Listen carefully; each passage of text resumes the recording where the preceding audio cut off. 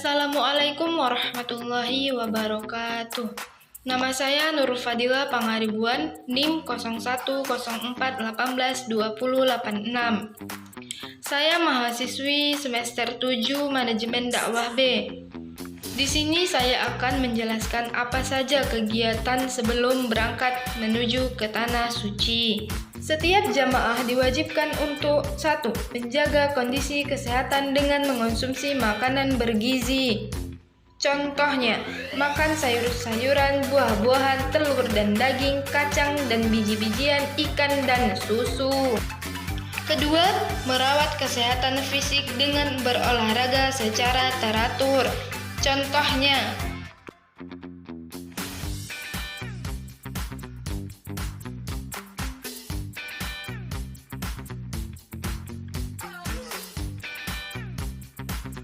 ketiga, menyelesaikan urusan pribadi, dinas, dan sosial kemasyarakatan. Keempat, menyiapkan bekal untuk keluarga yang ditinggalkan. Kelima, menyiapkan barang-barang bawaan mulai dari dokumen, surat panggilan masuk asrama, bukti sektor lunas BP berwarna biru, buku, kartu kesehatan, perbekalan, pakaian, sampai obat-obatan yang diperlukan.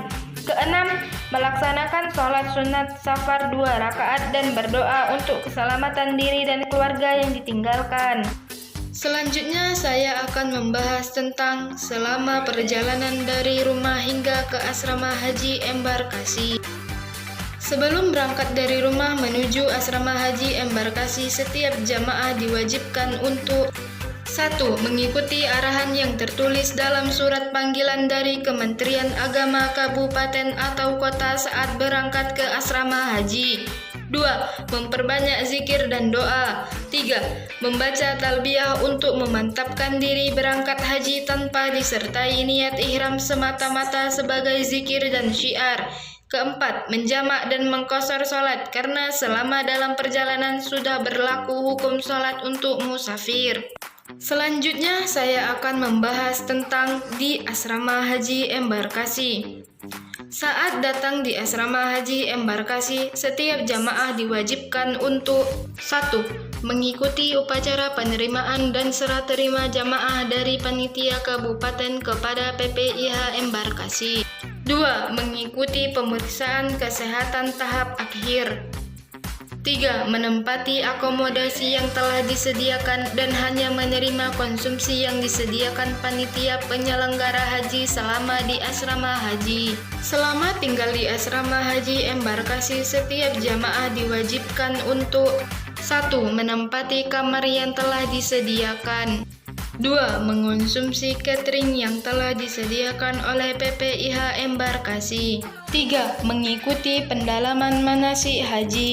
4. Menerima paspor, visa, gelang identitas, dan living cost atau biaya hidup selama di Arab Saudi. 5. Mengecek kelengkapan dan kesesuaian dokumen paspor dan visa sesuai nama dan foto yang tertera dalam paspor dan visa. Memastikan dokumen itu tidak tertukar dengan milik orang lain. 6. Menjaga barang berharga seperti uang, handphone, emas, dan dokumen. 7. Menjaga ketertiban dan kebersihan diri dan lingkungan. 8. Menerapkan sikap toleran, saling bantu kepada sesama dan bersabar jika mendapatkan sesuatu yang berkurang berkenan di hati. 9. Memakai pakaian ihram bagi jemaah haji gelombang 2 ketika hendak berangkat dari asrama haji menuju bandara. Niat ihram haji atau umrah dapat dilakukan di asrama haji embarkasi atau di dalam pesawat sebelum pesawat melintas di Yalamlam atau Kanul Manazil setelah kru pesawat menyampaikan informasi mikat. Selanjutnya saya akan menjelaskan tentang selama menetap di asrama haji embarkasi jamaah dilarang untuk 1. Membuat kegaduhan dengan keluar masuk asrama haji sembarangan demi menjaga ketertiban, keselamatan, dan kesehatan jemaah haji sendiri. 2. Meninggalkan alat perlindungan diri atau APD yang dibagikan di asrama haji, seperti masker dan botol semprot atau minum. Selanjutnya saya akan membahas tentang berangkat menuju bandara embarkasi. Saat berangkat menuju bandara embarkasi, setiap jemaah hendaknya untuk 1.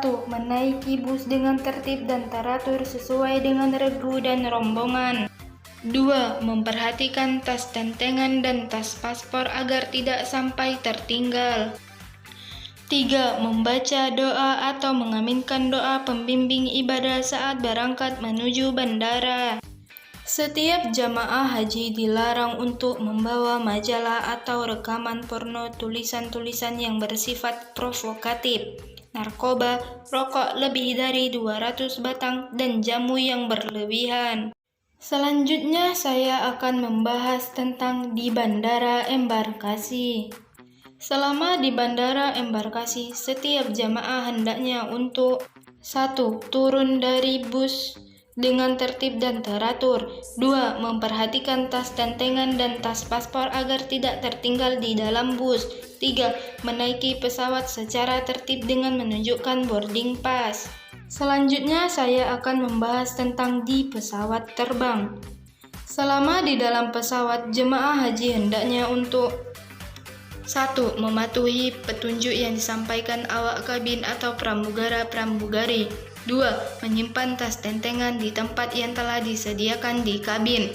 3. Menggunakan sabuk pengaman, duduk dengan tenang. 4. Memperbanyak zikir dan doa serta membaca ayat-ayat suci Al-Quran sebagai bentuk berserah diri dan bertawakal kepada Allah. Selama penerbangan, jemaah haji dilarang untuk 1. Membuat kegaduhan, berjalan hilir mudik kecuali ada keperluan. 2. Merokok dan mengaktifkan handphone. 3. Berwudu di toilet pesawat. Selanjutnya saya akan membahas tentang sholat di perjalanan.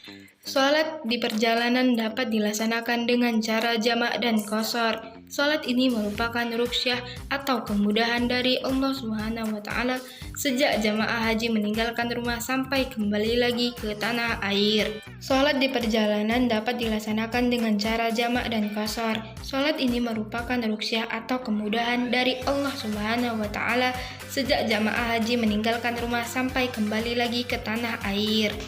Sholat jamak adalah mengumpulkan dua sholat wajib untuk dikerjakan dalam waktu yang sama.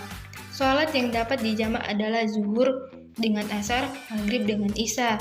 Sholat qashar adalah meringkas sholat dari 4 rakaat menjadi 2 rakaat, zuhur, asar, dan isya.